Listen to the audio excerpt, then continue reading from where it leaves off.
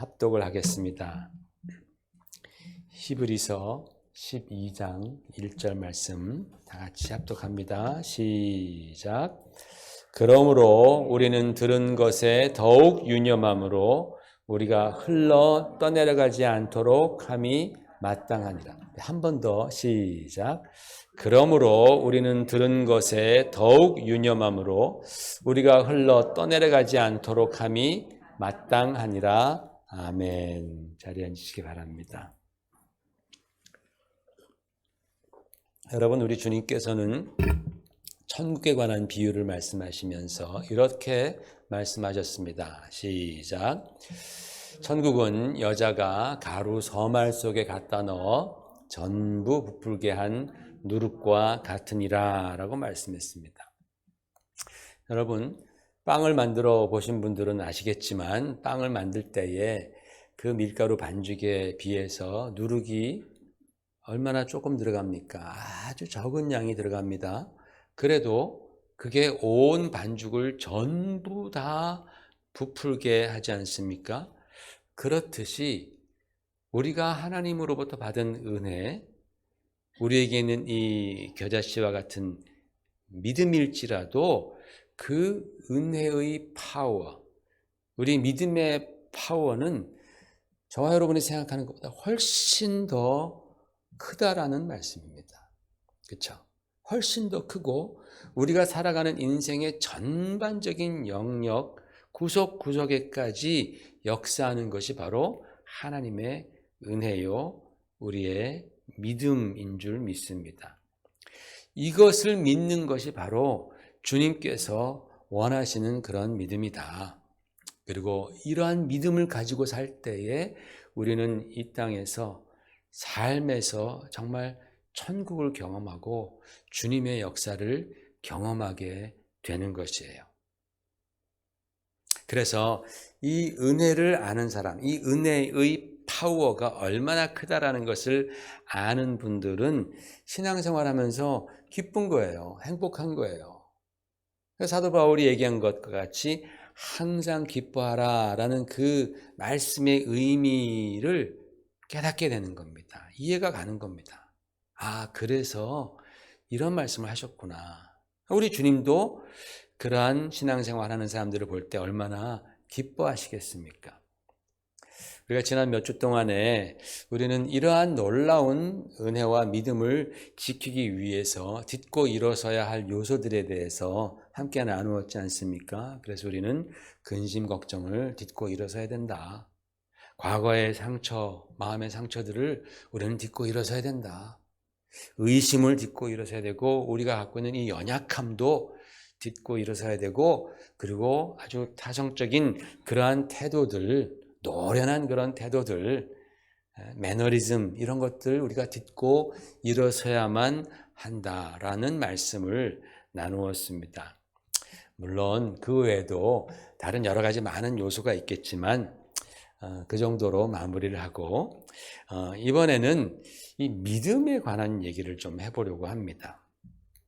특별히 히브리서 11장 하면은 우리가 믿음장이라고 말하잖아요. 그죠? 히브리서 11장 하면 믿음장이라고 말을 합니다. 얼마나 믿음에 대한 얘기가 많았으면 그 많은 성경 챕터 중에서 히브리서 11장을 딱 꼬집어서 믿음장이라고 그랬을까요? 여러분 한번 오늘 집에 가서 히브리서 11장을 다시 한번 읽어보십시오. 믿음이란 말이 얼마나 많이 나오는지 모릅니다. 이 믿음장을 통해서 하나님께서는 과연 우리에게 어떤 믿음을 갖게 하기를 원하시는지에 관해서 하나님이 원하시는 믿음은 어떤 성격의 믿음인가에 대해서 한번 같이 생각해 보면서 은혜를 받고자 합니다. 그런데 그 이전에 본론으로 들어가기 전에 오늘은 좀 서론과 같은 말씀인데 오늘 우리가 읽은 히브리서 2장 1절의 말씀을 좀 우리가 깊이 생각했으면 좋겠습니다. 여러분, 우리는 살면서 설교를 참 많이 들었습니다. 그죠? 매주일 설교를 듣고 또 주중에도 설교를 듣고 하여튼 예전에는 새벽에도 설교를 듣고 요즘에는 동영상이 있어가지고 유튜브로도 정말 기라성 같은 그런 목사님들, 내로라 하는 그런 분들의 설교와 가르침들을 쉽게 듣습니다. 그런데 여러분, 그렇다고 해서 우리 신앙이 듣는 족족 성장하느냐? 그건 또 아닌 것 같아요. 왜냐하면 오늘 말씀에서처럼 들은 것에, 즉 하나님 말씀에 우리가 더욱 유념하지 않아서 그렇습니다. 참 안타까운 것은 정말 우리가 그렇게 사모하고 소원했던 그 믿음과 은혜인데 정작 그것을 우리가 받고 나서, 깨닫고 나서 그것을 지키지 못해 그냥 흘려보내는, 그냥 내어주는 그런 일들이 많이 있다라는 거예요. 차 안에서 운전하면서는 말씀을 들으면서 찬양을 하면서 은혜를 받았는데 내리는 순간 홀라당 반납하고 홀라당 잊어버리는 경우가 비일비재합니다. 마치 그런 식이라는 것이죠. 여러분, 그러므로 오늘 하나님께서 우리에게 말씀을 통해서 주시는 이 성경 말씀을 귀담아 들어야 됩니다. 다시 한번 우리 읽어볼까요? 시작. 그러므로 우리는 들은 것에 더욱 유념함으로 우리가 흘러 떠내려 가지 않도록 함이 마땅하니라 그랬어요. 여기서 여러분 중요한 말씀, 이 말씀을 더 잘 이해하기 위해서는 이 그러므로라는 단어를 좀 유심히 살펴봐야 합니다. 여러분, 그러므로는 인과관계, 원인과 결과를 나타내는 그런 인과관계를 위한 접속사입니다. 그래서 그러므로 전에 있는 말은 원인이 되고 그러므로 다음에 나오는 말은 이제 결과가 되는 것이죠. 2장 1절입니다. 이 말씀이. 그러니까 그러므로 전에 있는 1장의 말씀을 우리가 잘 알아야지만이 그 다음에 나온 이 결과에 대한 말씀을 이해하는 데에 도움이 되는 거예요. 그죠? 그냥 밑도 끝도 없이 나랑 사겨. 그러면 굉장히 당황스럽지 않습니까? 그런데 예를 들어서 내가 지난 3개월 동안 당신을 내가 쭉 옆에서 지켜보았고 같이 이렇게 얘기도 해봤는데 너무 나랑 맞는 것 같고 참 같이 있으면 참 내가 행복하고 기뻐. 그러므로 우리 오늘부터 좀 같이 사귀면 안 될까? 그러면은 듣는 사람도 이해가 가고 그랬구나 라는데 갑자기 어느 날 밑도 끝도 없이 나랑 사귀어 그러면은 이거 무슨 말 하는 거야? 라고 당황스럽지 않겠어요? 그죠? 그러니까 여러분 이 말씀을 들을 때 그러므로 전에 나와 있는 말씀이 과연 무엇인가를 우리가 좀 살펴봐야 합니다. 이 히브리서 1장의 내용은요, 다름 아닌 우리가 믿고 경배하는 예수님이 과연 어떤 분이신가, 그분이 누구이신가에 관해서 쭉 설명하고 있습니다. 바로 그 내용, 예수님에 관한 내용이 우리 그리스도인들에게는 믿음의 핵심이 되는 것이고 우리에게 정체성을 가져다주는 굉장히 중요한 내용입니다. 여러분, 초대교회, 2000년 전 초대교회 당시에 이 세상은 두 종류의 신관으로 나뉘어져 있었습니다. 첫 번째로는 다신론이에요. 이방 세계에서는 다 다신론을 믿었습니다. 한 분 하나님이 아니라 신이 너무나 많아요. 그리스의 신들, 로마의 신들 얼마나 많습니까? 우리가 아는 이름도 많지 않습니까? 제우스도 있고 아폴로도 있고 무슨 비너스도 있고 별 신들 이름이 다 있지 않습니까? 굉장히 신이 많습니다. 그런 다신론 사상이 있었는가 하면 이방 세계에 유태인들은 오직 하나님은 한 분이시다. 유일신관이 있었습니다. 하나님은 오직 한 분이셔. 이 다신론과 유일신론 이 두 가지가 충돌하고 있었습니다. 그런데 예수님이 죽으시고 부활하신 후에 교회가 생겼습니다. 기독교라는 게 생겼습니다. 그리스도교라는 게 생긴 거예요. 그런데 교회에 가서 보니까 여호와 하나님도 믿고 예수 그리스도도 하나님으로 믿는단 말이에요. 자, 그러면 이 기독교의 신관을 이방 종교처럼 다신론, 신이 여러 분 있는 것으로 그렇게 받아들여야 하는가?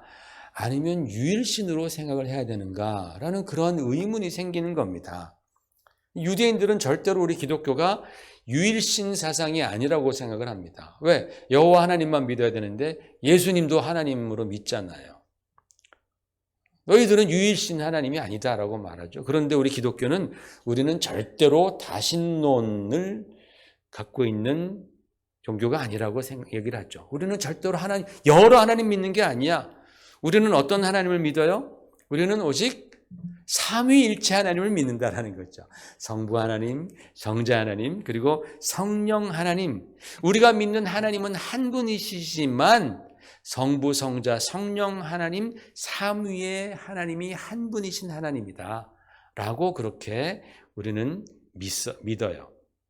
왜냐하면 예수님께서 아버지와 나는 하나이니라 라고 말씀하셨지만 또 어떤 데 가서는 아버지의 뜻대로 하시옵소서, 내 뜻대로 하지 마시고 아버지의 뜻대로 하시옵소서, 이런 말씀을 한단 말이에요. 그래서 삼위일체 하나님 정말 신비 중에 신비입니다. 여러분 여기에서 굉장히 좀 헷갈려 할 수 있겠지만은 우리가 사람 속도 잘 모르는데 우리를 지으신 하나님을 우리가 어떻게 딱 명료하게 논리적으로 딱 말할 수 있겠습니까? 하나님은 우리의 논리와 이성을 뛰어넘는 분이심을 성경을 통해서 우리에게 가르쳐 주는 것이죠. 그러므로 우리가 예수 그리스도를 어떤 분으로 보고 믿느냐에 따라서 우리의 믿음이 나도 모르게 유대교 신앙이 될 수 있고 또 나도 모르게 이방 종교처럼 될 수도 있다라는 것입니다. 그래서 기독론, 그리스도에 관한 이론이죠. 그 예수님에 관한 그 믿음은 굉장히 중요합니다. 자, 그러면 이 2장 1절에 그러므로가 나오기 전에 1장에는 예수님을 어떻게 소개했느냐? 제가 정리를 한번 해봤습니다. 이걸 보십시오, 여러분. 정리를 쭉 해서 봤더니 1장에 이렇게 말하는 거예요. 예수님은 어떤 분이시냐? 만물을 지으신 분이시다. 우리를 포함해서 만물을 지으신 분, 창조주 하나님이시다라고 히브리서에서는 말씀하고 있는 거예요. 1장에서. 뿐만 아니라 이 만물의 상속자이시다. 즉 주인이시다라는 거예요. 그렇기 때문에 우리의 주인이 되어 주시는 거예요. 예수님이 우리의 주인, 여러분의 주인입니다. 마스터입니다. 로드입니다. 뿐만 아니라 예수님은 하나님의 영광의 광채이시고 본체의 형상이시다. 즉 하나님과 동등하신 분이시다라고 성경은 말씀해요. 그리고 예수님께서 이 만물을, 당신이 지으신 만물을 말씀으로 지금 붙들고 계신 분이다. 생명을 공급하시고 모든 필요를 공급해 주시는 분이 바로 예수님이시다. 그리고 한 걸음 더 나아가서 그분이 우리의 죄를 정결케 하시는 분이야. 구원자이시다. 그러므로 그분이 우리의 경배를 받으시기에 합당하신 하나님이시다라고 그렇게 1장에 쭉 설명을 하는 거예요. 예수님이 어떤 분이냐? 바로 이런 분이셔 라고 설명한 다음에 오늘 본문으로 넘어오면서 그러므로 너희는 그가 하신 말씀, 너희가 들은 것에 더욱더 유념함으로 말미암아 너희가 흘러 떠내려가지 않도록 함이 마땅하니라 라고 그렇게 권면하는 겁니다.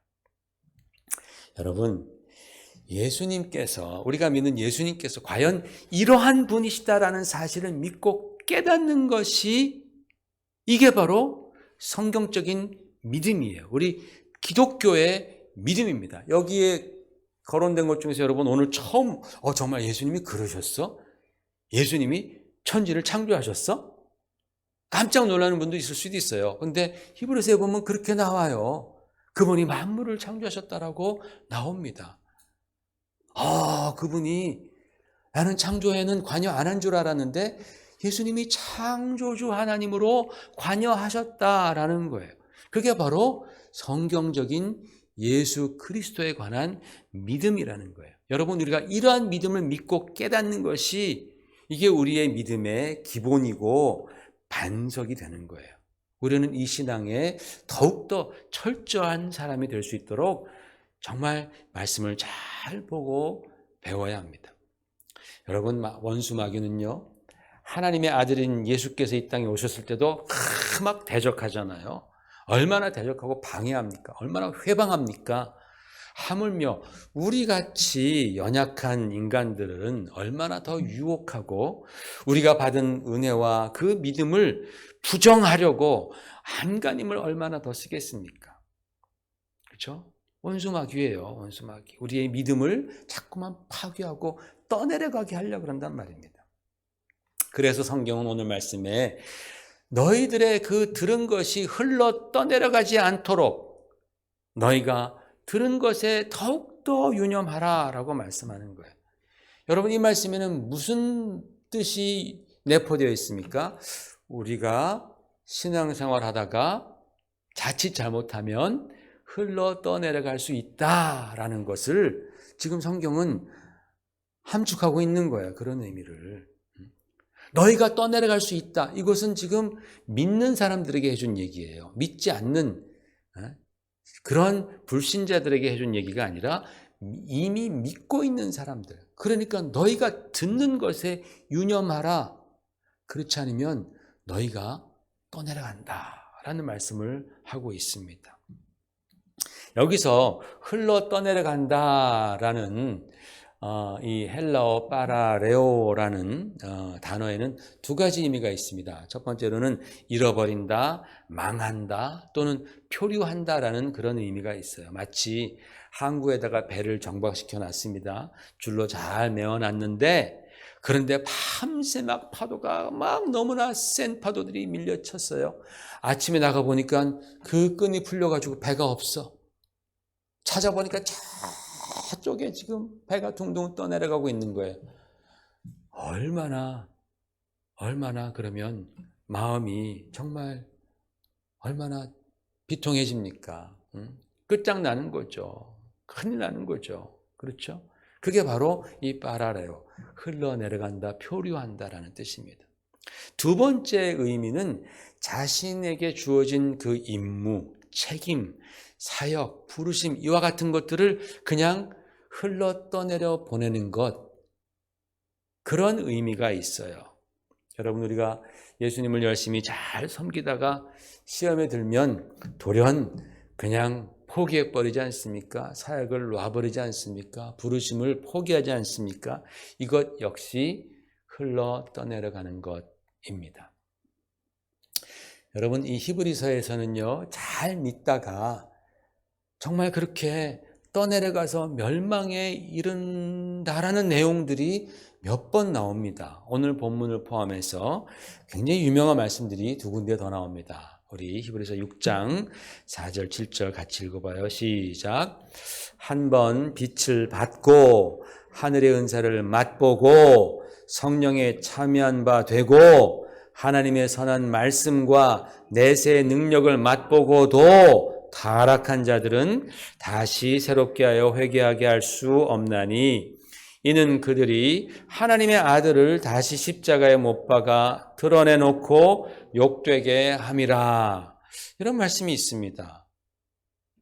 그런데 이런 말씀 후에 또 금방 10장에 보면은 또 이렇게 말씀합니다. 시작.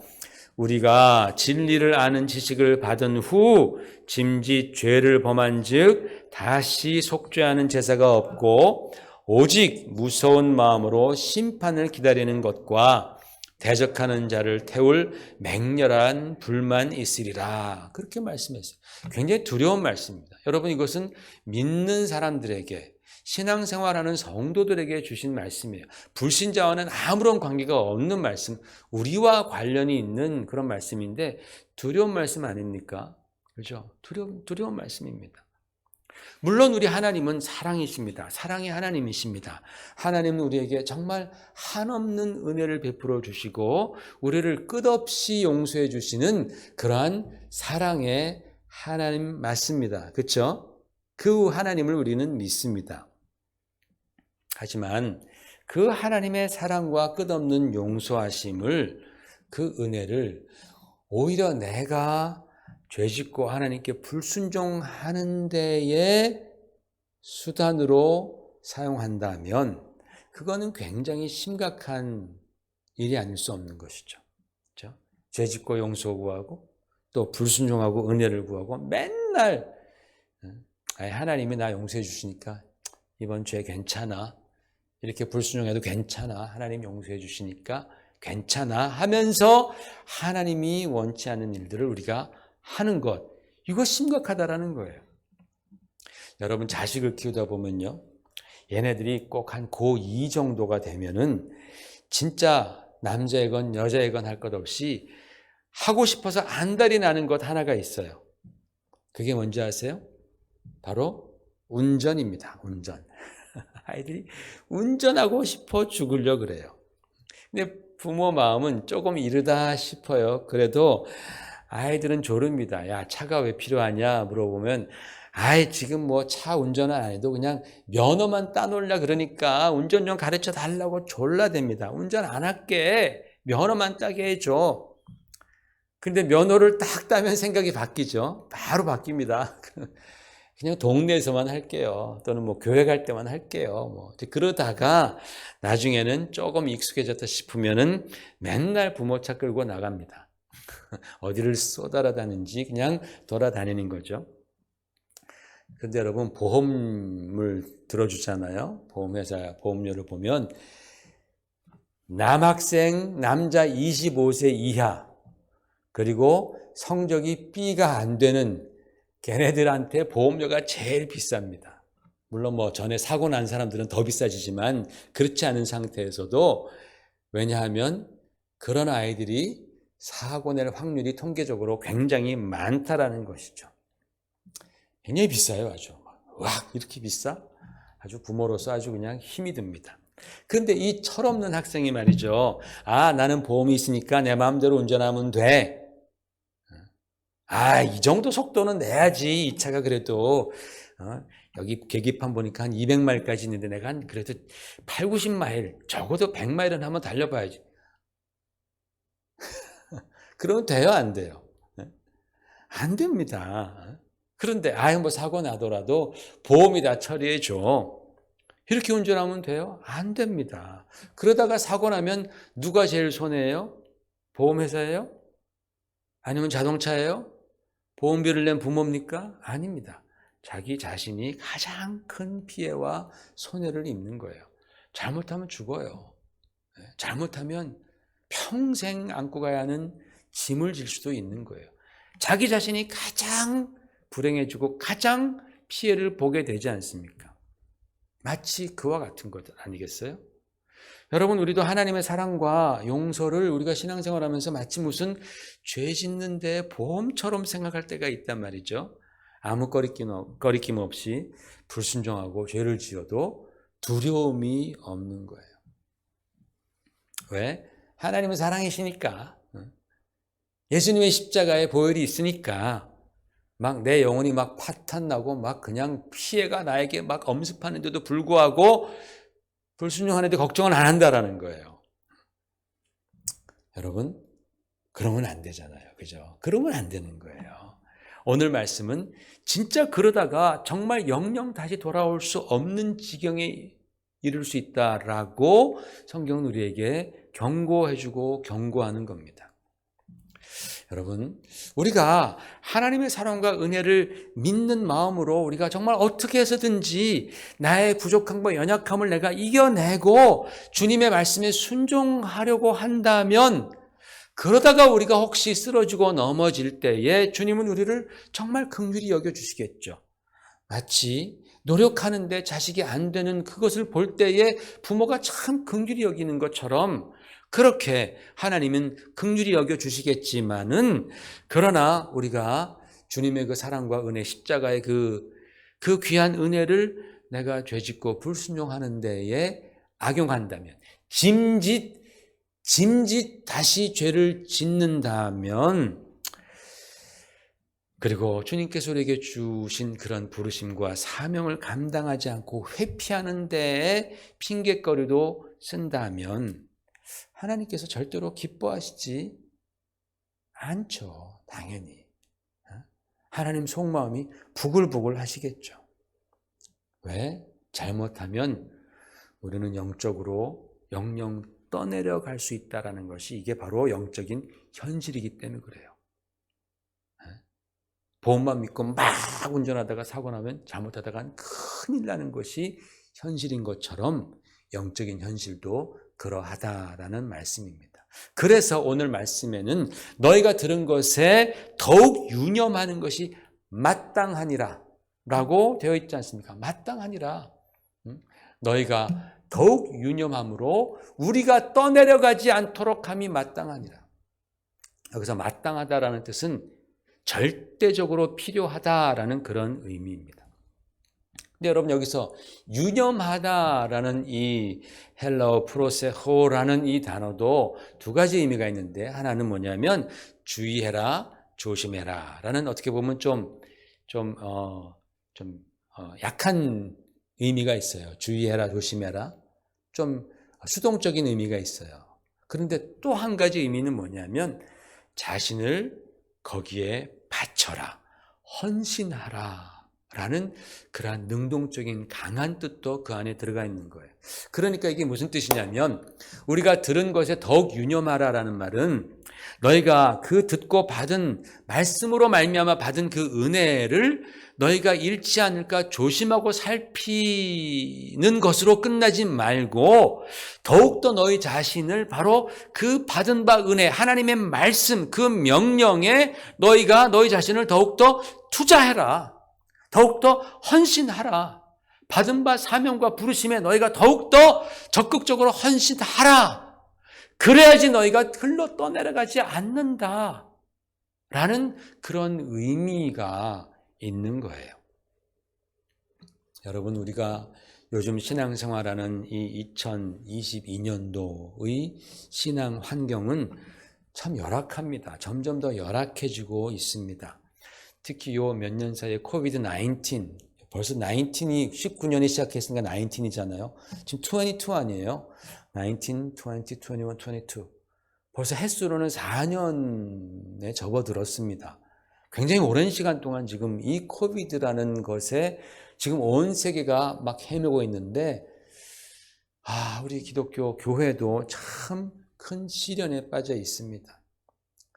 작년 남침례교 세계에서 가장 큰 교단 아닙니까? 서던 배프티스트 통계에 의하면 교인 숫자가 무려 3분의 1로 줄어들었다라는 통계가 나왔습니다. 충격적입니다. 정말 충격적입니다, 여러분. 이게 쉬운 지금 상황이 아닙니다. 그러다 보니 젊은 세대는 더 힘든 지경에 놓여 있죠. 젊은이들이 별로 없다라는 거예요. 다 빠져나간다라는 거예요. 비상이 아닐 수 없습니다. 여러분, 교회가 뭡니까? 교회라는 단어가 어떤 의미를 갖고 있어요? 불러내었다라는 것 아니겠습니까? 이 세상에서 불러낸 사람들의 모임입니다. 교회라는 것은 세상에서 불러낸 사람들의 모임이라는 뜻이에요. 교회가. 그런데 요즘에는 모임을 회피합니다. 교회가 모임이라는 뜻인데 모임을 회피하고 모임을 싫어하는 거예요. 그런 시대가 되었으니까 당연히 교회로서는 어렵고 힘든 시기입니다. 교회가 어렵다라는 것은 성도들의 신앙생활이 그만큼 어려워졌다라는 그런 의미입니다. 그러나 여러분, 실망하지 마십시오. 위축되지 마십시오. 그럼에도 불구하고 우리는 신앙 가운데 승리할 수 있어요. 아멘. 신앙 가운데 우리는 승리할 수 있고 성공할 수 있어요. 왜냐? 여러분, 기독교 교회의 역사를 쭉 공부하다 보면 교회는 언제나 힘들고 어렵고 시련의 고난 상황 속에서 그것을 극복하며 지금에 이르는 거예요. 마치 배가 항해를 할 때 잔잔한 파도도 있지만 그러나 큰 파도들이 막 밀어닥칩니다. 그럴 때 배가 어떻게 해야 됩니까? 배가 파도가 큰 파도가 오면 어이구 파도가 온다고 돌아섭니까? 그러면 배는 넘어가요. 오히려 그 파도를 향해서 직진하는 거예요. 돌진하는 거예요. 그래야지 그 파도를 넘어가잖아요. 하나님의 교회는 지금까지 그랬습니다.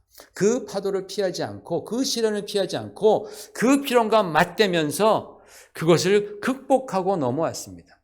우리가 지금 갖고 있는 이 시련보다 우리 믿음의 선배들이 경험했던 그런 시련과 역경은요 10배, 100배, 1000배나 더 했던 그러한 어려움, 그런 고난, 그러한 시련에도 불구하고 교회는 살았습니다. 승리했습니다. 왜요? 바로 예수 그리스도의 그 놀라운 십자가의 은혜가 있었고 하나님 아버지의 그 변치 아니하시는 무한하신 사랑하심이 있었고 성령님의 그 능력의 역사하심이 있었고 그것을 우리에게 계속적으로 전달해 주는 하나님의 불변하는 말씀과 그 말씀을 듣는 성도들의 그 기도, 헌신이 있었기 때문에 그렇습니다. 할렐루야. 기독교 교회는 그렇게 지금까지 이겨왔습니다. 우리도 이기게 될 줄로 믿습니다. 왜? 우리 주님은 변하지 않으셨으니까. 하나님의 말씀은 변하지 않고 그 놀라운 아까 처음 말씀드렸던 조금인 것 같은 누룩도 전부 부풀게 하는 그런 아주 파워풀한 주님의 은혜와 하나님의 사랑과 성령의 능력이 우리와 함께 하시기 때문에 우리는 그 높은 파도라 할지라도 우리는 그것을 돌파하고 넘어갈 수가 있는 것입니다. 그것이 바로 교회의 능력이에요. 할렐루야. 따라서 우리가 매일매일 우리의 삶 가운데 인내하면서 우리 주님 바라보는 거예요. 주님 바라보시면서 받은 은혜, 나에게 주어진 그 놀라운 능력이 함축되어 있는 그 믿음, 그 믿음을 잃지 않기 위해서 우리가 더욱더 힘쓰게 되면 우리 주님께서 우리를 언제나 새롭게 해주실 줄로 믿습니다. 그래서 이 히브리서 10장에 이런 말씀이 있습니다. 다 같이 읽어보십시다. 35절 이하 시작. 그러므로 너희 담대함을 버리지 말라. 이것이 큰 상을 얻게 하느니라. 너에게 인내가 필요함은 너희가 하나님의 뜻을 행한 후에 약속하신 것을 받기 위함이라. 잠시 잠깐 후면 오실 리가 오시리니 지체하지 아니하시리라. 아멘. 아멘. 할렐루야. 아멘. 그러므로 사랑하는 성도 여러분, 우리가 은혜 받는 거 참 중요하죠. 믿음 갖는 것 중요하죠. 그런데 그것을 지키는 것은 더더욱 중요하겠죠. 그죠? 여러분, 돈을 버는 것 중요하지만 그 돈을 잘 보관하고 지키고 유용한 데 쓰는 게 더 중요한 것 아닙니까? 돈을 많이 벌었는데 그냥 홀라당 다 잃어버리고 도둑 맞으면 얼마나 분하고 원통해요. 돈 안 벌었을 때는 그런 분하고 원통이 없었는데 벌어보면 그렇잖아요. 그렇게 잃어버리면.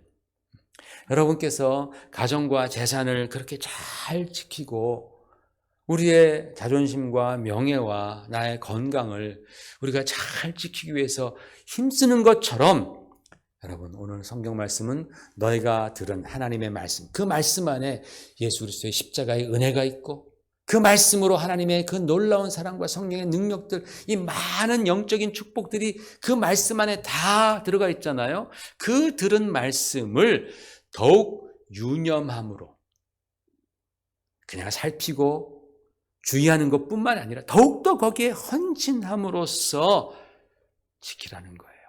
그렇게 소중하게 지켜나가시는 여러분 되시기를 주의 이름으로 축원을 드립니다. 우리 함께 기도하겠습니다.